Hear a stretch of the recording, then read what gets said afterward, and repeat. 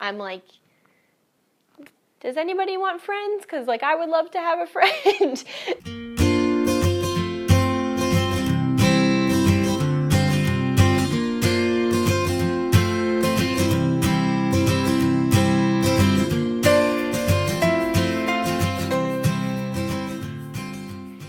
Welcome back to my channel. I'm so glad you're here. I'm kicking off a monthly series today that I'm going to run through the end of 2017, and so obviously it's January and it's a great time to start. As the video title suggests, I am going to recap 2016, why it was a hard year for me, what good things came out of that, and what I'm looking forward to in 2017, as well as identifying my word for 2017 and how I'm going to kind of make that word my reality for this coming year. So let's just dive right in and get started by recapping 2016. So just to be totally straightforward and blunt, 2016 was such a hard year for me. It was really rough. And I have tried filming this video about 3 other times, and each time I go to film it, I just feel like I sound so whiny, and I don't want to sound like that. So I do think it's important to give the facts of what happened. So really with the intent of, if anyone is watching who is going through a similar life circumstance or similar experience, I just want you to know that you're not alone in how you're feeling, and I am right there with you and struggling with the same things and trying to find joy and peace amidst somewhat difficult circumstances. So before I dive into what was rough in 2016 and why it was a really hard year for me personally, I do want to talk about what was great in 2016, because there's always something to be thankful for. And so I do want to go ahead and recap what was good about 2016. So I have some notes in my lap, so if I'm looking down, that's what I'm looking at to remember what I want to share. So in 2016, there were a lot of fun things. First of all, one of my best childhood friends got married in May, and I was in her wedding, and it was a gorgeous wedding and so much fun, and so that was a great celebration. And then right after her wedding, we actually flew from the city that we were in for her wedding right into Orlando, and Riley and I spent a week in Disney, and it was absolutely a wonderful, magical trip, and we loved it so much, in fact, that we're going back in just a couple of weeks now. We also bought a house in March. The house that I'm in right now was our first house that we ever bought together, and that was really exciting because we were in a very tiny apartment, which we loved too, but it was especially exciting to get in a house for the purpose of having enough space for my out-of-town family and friends to come and visit. So that was super fun. We had several house guests for the first time, so that was always, I just love having people in our home, and so being able to cook for people and show them around and that kind of thing was always, it was a joy. That was really, really fun. We saw my family at the beach in June, and then we saw them again in November over Thanksgiving. We went up to Baltimore, where I'm from, for Thanksgiving. And so both of those trips were really fun, and we did see them several times in between where they came to visit us or things like that. But overall, we got to go to those 2 main trips, and those were both really fun. We also got to have almost every holiday in our home for the first time. So we got to celebrate Christmas here and Easter here and both of our birthdays here, and there is just something really special about waking up in your own home for those holidays, and so we really cherished that, and we were really thankful for that in 2016. 2016 was the first calendar year that Riley and I were married. So we got married in the summer of 2015, but obviously when you're getting married in the summer, that's not a full year. And so 2016 was the first full 12-month calendar year that we were married. And that was a really fun milestone to hit. When it was New Year's, we were so excited to have had one New Year's to the next all together, because when we dated from 4 hours apart. So we never had even a whole calendar year of dating under our belt. And so being married, being in the same home, in the same place for a full year was something that we definitely were celebrating. And finally, my business, my blog, and all the associated businesses that go with it, like my Etsy shop and my blogger mentorship program, just did really, really well this past year, and I am so grateful for everyone who has been so supportive, and I'm just so thankful for the way that has unfolded for me in my life. I actually had set an income goal last year. Well, in 2015, I set an income goal for 2016, and I just was working on the calculations a couple of days ago, and I actually exceeded that income goal by 128%, which is such a blessing from God, and I'm just so thankful for that. And a lot of that is because some of the rough aspects of the past year drove me to really pour myself into my work and really expand what I was doing. And by doing that, I was able to increase my income by more than double. And that was just amazing and really, really a special thing about 2016 to really see that this dream that I've had for years and years and years to be my own boss and to run my own businesses and do my own thing finally came to fruition, and it worked even better than I could have expected. So that was really, really exciting. So those were the main highlights of 2016. Of course, there were other great moments and fun times, but those were the main overwhelming highlights of the year that we both, Riley, my husband, and I both really enjoyed, and that we look back on with a lot of fondness. And so those things were great for sure. But it was such a hard year for me personally, such a hard year for me. Since I've filmed this is the third time I'm trying to film this. I am hoping not to cry. I'm really hoping, but I can't promise anything. It's the emotions are still really raw. I'm still walking through and dealing with a lot of these feelings and issues and whatever. Like it's not like turning the calendar year changed anything. And so I'm still dealing with a lot of that. I just want to be honest about that it's not like I'm talking about all of this in the past tense. Mostly everything is in the present tense. So basically, just you can read a lot of details about all of these transitions and exactly what went down on my blog, which is blairblogs.com. So if you go to my blog and you search in the sidebar, moving, and search the word Austin and things like that, you will be able to find a lot of different posts that I've written at length about the move, what that's been like, that kind of thing. But just to sum it up briefly, basically, Riley and I dated long distance. I lived in Austin, Texas. He lived in his hometown, which is about 4 hours north of Austin. It's a little tiny town. And when we got engaged, we planned on Riley moving to Austin because we both loved that city so much.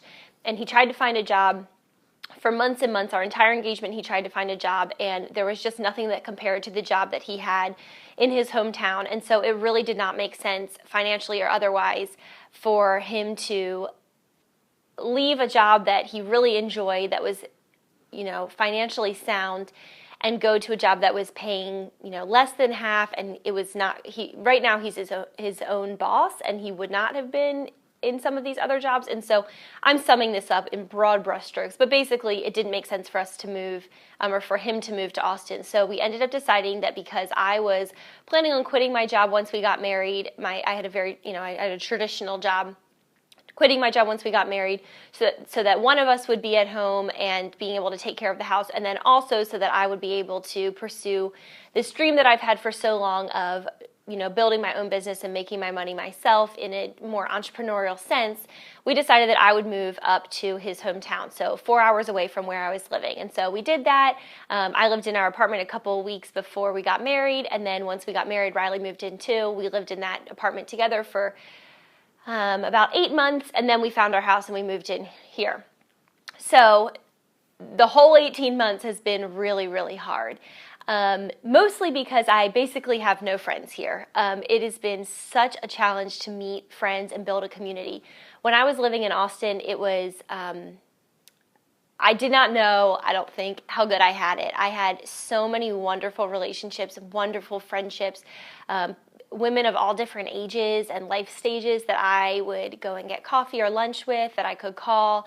And I still have a lot of those women in my life, which I'm really thankful for. But I'm sure that anyone who has moved understands that there is such a high level of importance of having friends and people nearby that you can, do life with, that you can go and get coffee with, or that you can, have come to Home Depot with you to help you pick out a paint color or whatever it is. Like, it's really hard really hard not to have that, not to have anyone I feel like I can call.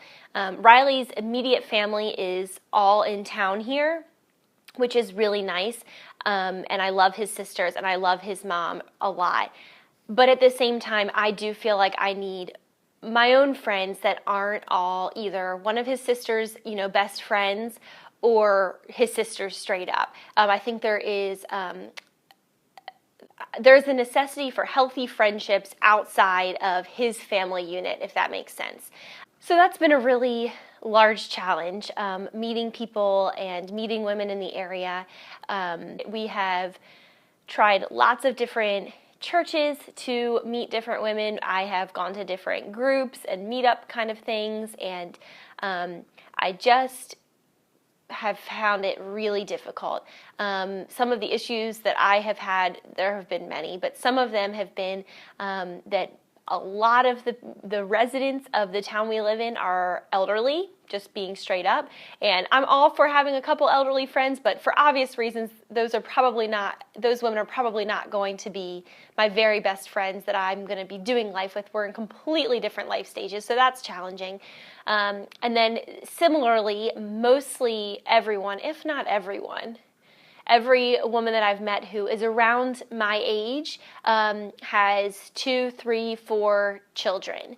And I love kids. I have no issues with being friends with anyone who has children. But again, it's a similar situation or issue where, of course, priorities in those kinds of families are totally different. And so it's much harder to just say, hey, you want to go grab coffee? Or hey, do you want to just go get dinner? Or do you want to work on this project with me? Or do you want to go on a day trip with me? Like, when you have 3 kids or whatever, I mean, it's not an option the way that it is at other times in life.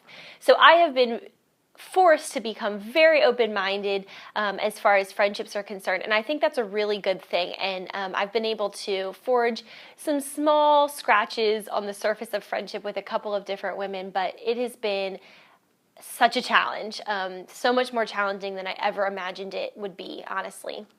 And so that's been kind of defeating and hard, and I really thrive. I think we all thrive in community. People, I think we're built to be in friendships and relationships with other people who trust them and know them, and I just don't feel known here at all. I always tell Riley that one of the hardest things is like when I drive through town or I'm out running errands or whatever, I feel no connection at all to the city that we're living in, like at all.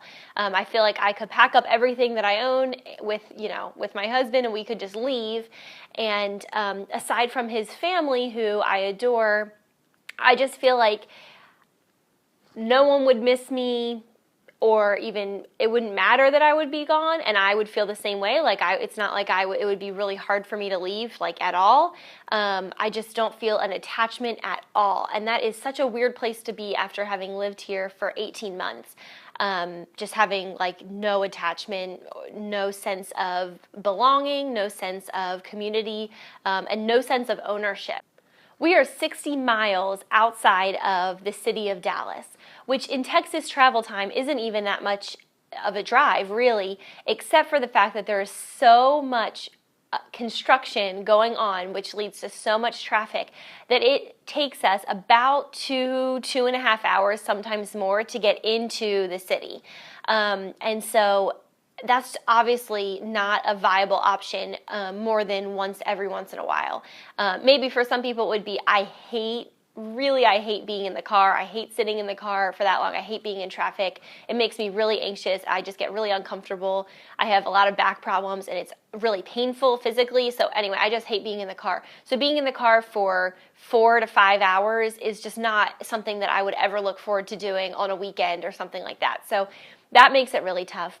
And then there are some cities that are closer, but by closer I mean about 30 miles away. So that takes at least a half an hour, if not 45 minutes or more, to get to those cities. And those places have definitely more shopping, more restaurants. They're more suburban, mainstream areas. Where we are now, I would consider a very small town.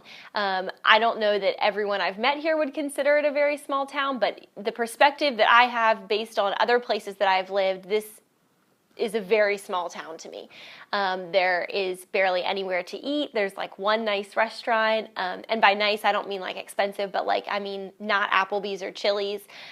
There's one. There's no pet stores. There's just nothing. There's just nothing. And I have made the best of it. I'm so thankful for online shopping. I'm so thankful for Amazon. When I need something, I can get it in a couple of days. But not having grown up somewhere like this, it is such a challenge. Like, I didn't realize how much of a challenge it would be.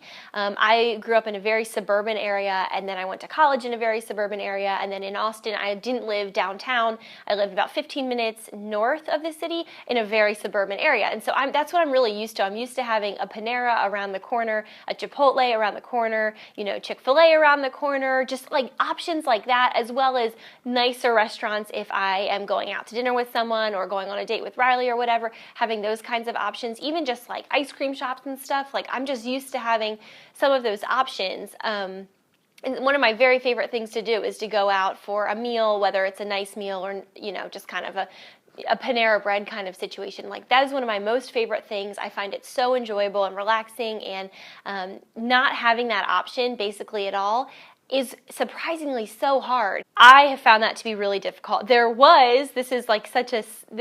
encapsulates how I feel about living here and the struggle there's been. So there's this huge, just a couple miles north of us, there is this huge outlet mall, huge. I mean, if you've been to an outlet mall, then you know they are not small. Huge outlet mall, dozens and dozens and dozens of storefronts, just huge stores. You could imagine like a Nike outlet there, or I know there are like Adidas outlets or Ann Taylor Loft outlets. Like, you can picture what they're like. Here, until last week, there was one store open. One. It was a Gap outlet, which was awesome. I got this pink sweater there, actually. And as of last week, that's closed. So there's this massive, massive, massive, on lots of acreage, giant Texas-sized outlet mall with not a single store open in it. And that is how I feel about living here. I don't want to sound like I'm complaining. I'm just presenting the facts. Those are the facts. That's the situation. It has been very difficult. We found a church. We went to lots of different churches in town and finally found one that we felt was scripturally sound. We had gone to a few where I was kind of scratching my head at the theology behind the church. And so we found a church that's we really do enjoy, but it's a tiny church plant, and there's like 10 or 12 people on any given Sunday. So it just feels like everything's kind of stacked against like finding my people and finding people to spend time with and do life with. Like, I've just found it to be incredibly difficult. So that's been the really major issue. I think that the fact that there's, not a whole lot of shopping or amenities or restaurants or anything here, I think that I would be able to overlook that a lot more easily if I had a community and if I had people to spend time with. And because I don't, I think that makes it's kind of compounded. So that was 2016. It was a lot of disappointment, honestly, a lot of thinking once we move into our house, we'll be able to feel more settled in our town and we'll be able to meet more people, and then that didn't happen. And then once we find our church, we'll be able to meet a lot of friends, and then that didn't happen. And just feeling really defeated when I would love to stay at home a lot of the time, and I'm very introverted. I don't like being in groups of people that I don't know, and I think that I've done a lot of that in the past year, of putting myself out there and going and doing things that I would probably not love to do, just because I just don't like being around a bunch of people I don't know. It makes me really uncomfortable. And I've done that. Like, I feel like I've put in the hard work over and over to meet people. And it's also a small town where people have their entire family structures nearby. Most people have, their immediate family and cousins and whatever. And I just have felt all year like an outsider. Like, everyone has their tight-knit group of people. their family, friends that they've grown up with probably since they were in diapers, and they're not looking for new friends. And so it feels like I'm doing the work of trying to meet people, and it's not reciprocated, and it's also I just feel like an outsider. Like, I just feel like it's like, well, welcome to town. Like, but we are all going to go along with our same lives that we've been doing for however many years. And I don't know. I don't think anything is, I'm not playing victim. Like, I don't think any of that's being done maliciously. It's just the culture of, a small town, I guess, is like, it's just really tight knit. Everybody knows everybody. And I'm like, does anybody want friends? Because, like, I would love to have a friend. It's not been an easy year. And my emotional state and just feeling sad and disappointed and oftentimes kind of miserable and just feeling very stuck, all of that has manifested itself in some unhealthy ways or patterns. I just don't sleep well at all. Last night I was up until 4 a.m. I just feel like I have a really hard time falling asleep, and for the first probably 8 or 9 months of our marriage, we had a no technology in the bedroom rule, and I loved that. But now I have to bring my iPad in to our bedroom and put my headphones in, and Riley will fall asleep, and I have to just watch something until my eyes are tired enough to go to sleep, because otherwise I cannot settle down and fall asleep. My mind just like reels all night, which is really hard. It makes me really tired during the day, and that's no good for anyone. So not sleeping. My eating habits have been atrocious. I have tried to incorporate vegetables and fruits and healthy whole grains and proteins and whatnot, but being in a state of just not being super happy and having a hard time, like, I just want comfort food. I just want things that taste really good, and things that taste really good are usually high in fat and calories. And so I've gained a couple of pounds. I don't gain or lose weight very easily. I've been the same weight for probably 10 to 12 years. But I don't feel good. Like, I don't feel great. And so that's not my most favorite thing, but I have no appetite. Like, thinking about a salad, I just have no appetite for that. I don't want that. So I know that that's affected the stress and just anxiety that surrounds this whole situation has affected me in that way. It's made me hyper-focused on work, like I mentioned earlier, which in some ways is great. I've built such a great foundation, and I am building it and climbing it and watching it grow much faster than I thought possible, and I'm really excited about that. But it's been a hyper focus for me. It's been something that I've really spent so much time and energy on, and I feel like there are other things in life that I could also spread my focus on, which is good. And worst of all, the biggest detriment of all is that during this time, there have been certain periods of the last 18 months or so where I have really drawn near to the Lord and really have relied on Him and His strength. And there also have been certain periods where I have really withdrawn, and that makes me really sad. Because I know that that's not the answer. I know that the answer is to lean into God, and I have just seen, I can only speak for myself, and I've seen in my life the answered prayers, the amazing ways that God has worked things out in situations that felt totally hopeless. And there are some times when I just feel like I've lost so much hope. Like, I just feel like I've lost so much of that sense of it's going to be okay, God is with me, God is for me, I have a peace about it, and that's been the biggest loss of all in those moments, those really thin moments when I feel kind of hopeless and just like frustrated. It's like not easy. I'm so thankful for my husband, who is such a strong man of faith and who has carried me and my faith throughout much of the past year or so. Praying for me, praying over me, praying with me, speaking truth to me instead of letting me wallow and be sad. He's spoken truth of this is the reality of God's heart toward you. This is the reality of God's plan for you. And so that's been really helpful, but it's been really tough as well. So all of that is, in summary, what 2016 was like, what it's been like. One thing that's been helpful for me is focusing on the good things, and especially like documenting those things on Instagram. And I've written on Instagram several times about it's been really tough, this has been really tough, but also just taking snapshots of my days of things that I'm really grateful for and celebrating those things. So that's kind of that's one way it's kind of been really therapeutic for me, of like finding good things every day or every couple days, of like what's good around here, and little beautiful scenes from around my house and scenes from our walks and just everything. I just really enjoy that. So so that's kind of, I just want to address that. Like, I don't want anyone to think like, well, I've been following you on Instagram and you seem so happy and like so great. Like, well, in those moments, I felt really happy, and I was really grateful for those things, and I'm not trying to fake anyone out. I'm very transparent and honest, and I also think it's important to focus on the good, even if in the background there are hard things going on. So that's kind of where I am with all of that. So there you have it. That was 2016.